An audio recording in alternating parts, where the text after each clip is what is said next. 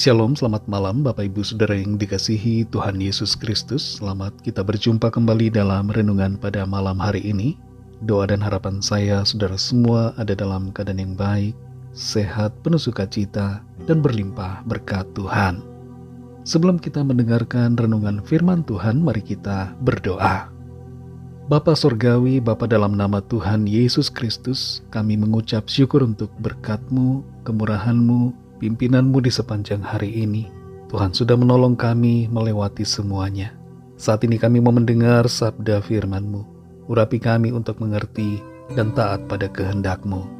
Dalam nama Tuhan Yesus kami berdoa. Haleluya. Amin. Saudara yang dikasihi Tuhan, ayat renungan kita pada saat ini terdapat dalam Injil Matius pasal 24 ayat 1 dan 2. Tertulis demikian. Sesudah itu, Yesus keluar dari bait Allah, lalu pergi. Maka datanglah murid-muridnya dan menunjuk kepada bangunan-bangunan bait Allah. Ia berkata kepada mereka, "Kamu melihat semuanya itu? Aku berkata kepadamu, sesungguhnya tidak satu batu pun di sini akan dibiarkan terletak di atas batu yang lain. Semuanya akan diruntuhkan." Saudara yang dikasihi Tuhan, gereja bukanlah gedung. Gereja bisa ada tanpa bangunan. Hal ini mungkin tampaknya berlawanan dengan pemahaman sebagian besar dari kita, karena gereja seringkali dipandang sebagai tempat ibadah fisik yang menyediakan ritual liturgi untuk diikuti oleh banyak orang. Namun gereja yang sebenarnya tidak terikat oleh keberadaan gedung secara fisik. Gereja bisa ada di mana saja. Gereja adalah saudara dan saya. Kita semua yang percaya kepada Kristus adalah gerejanya. Dalam Matius 24 ayat 1-2 ini tertulis, sesudah itu Yesus keluar dari bait Allah, lalu pergi. Maka datanglah murid-muridnya dan menunjuk kepada bangunan-bangunan bait Allah. Ia berkata kepada mereka, "Kamu melihat semuanya itu?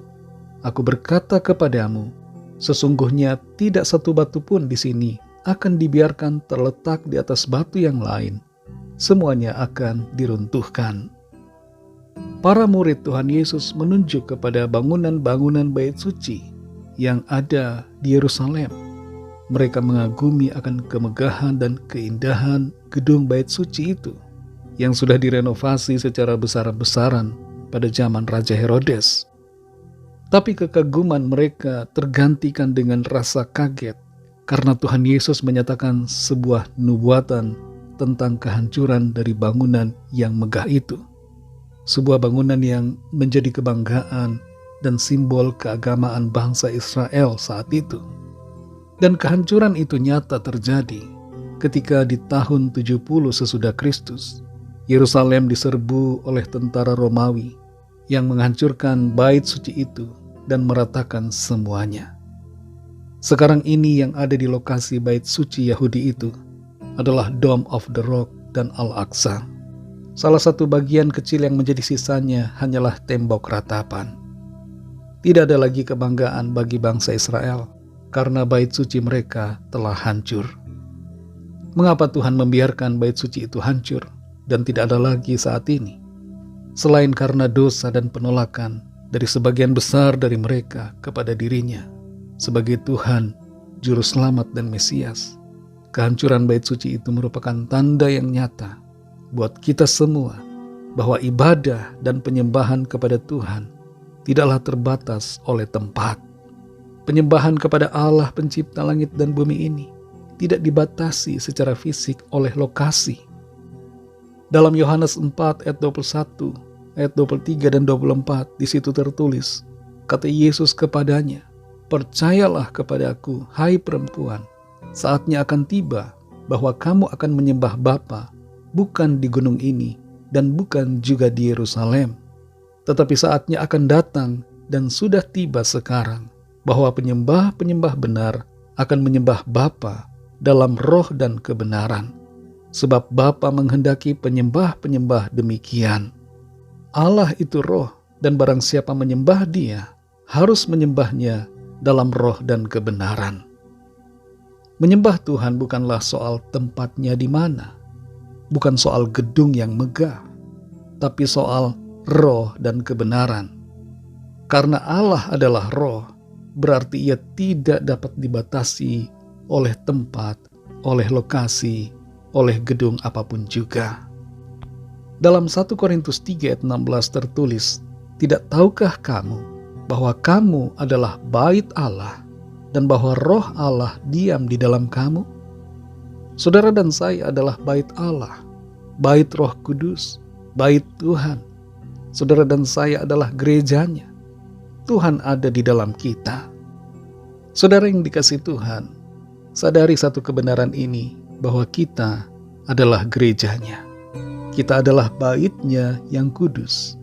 Dan karena itu biarlah kita menyembah Tuhan senantiasa dalam kehidupan kita setiap hari. Dan dimanapun kita berada. Muliakan Tuhan, mulai dari dalam hati kita, dan dalam perkataan serta perbuatan kita. Sembahlah Tuhan dalam roh dan dalam kebenaran. Mari kita berdoa. Terima kasih Tuhan Yesus, kami mengucap syukur untuk firman-Mu yang memberikan kami pengertian dan kesadaran bahwa kami semua, pribadi-pribadi yang percaya kepadamu, adalah bait-Mu yang kudus. Kami adalah bait Allah. Tubuh kami adalah bait-Mu ya Roh Kudus. Dan Engkau Tuhan ada di dalam kami. Engkau bersama kami, Engkau Immanuel, menyertai kami. Ajar kami Tuhan untuk menghargai kehadiran-Mu di hidup kami, dan menghargai tubuh kami ini sebagai bait-Mu, sebagai rumah-Mu ya Tuhan. Sehingga dengan demikian kami mengerti bahwa sudah seharusnya kami selalu menyembah Tuhan, dimanapun kami berada, dalam keadaan apapun, di tempat yang bagaimanapun, karena Engkau hadir bersama dengan kami. Dan sudah seharusnya kami menyembah-Mu dalam roh dan kebenaran. Ajar kami untuk bersuka cita selalu, menyembah-Mu dimanapun kami berada. Meskipun tidak ada gedung yang megah, tidak ada bangunan yang indah di mana kami dapat berkumpul untuk menyembah Tuhan. Tapi kami bersyukur karena dimanapun kami berada, kami dapat menyembah-Mu ya Tuhan, dalam roh dan kebenaran. Dan dimanapun kami berada, Engkau hadir bersama kami. Kami dapat menyembah-Mu dan hadirat-Mu nyata dalam hidup setiap kami. Terima kasih untuk firman-Mu Tuhan. Berkatilah kami Tuhan di sepanjang malam ini dalam istirahat kami. Kami berdoa membawa setiap pergumulan dan persoalan kami masing-masing.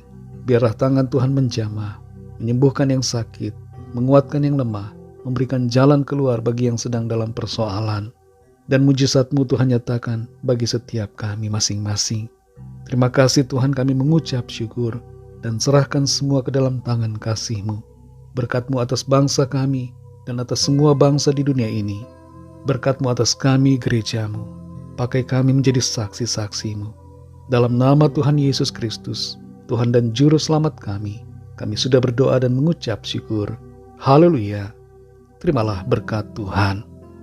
Tuhan memberkati engkau dan melindungi engkau. Tuhan menyinari engkau dengan wajah-Nya dan memberikan kasih karunia.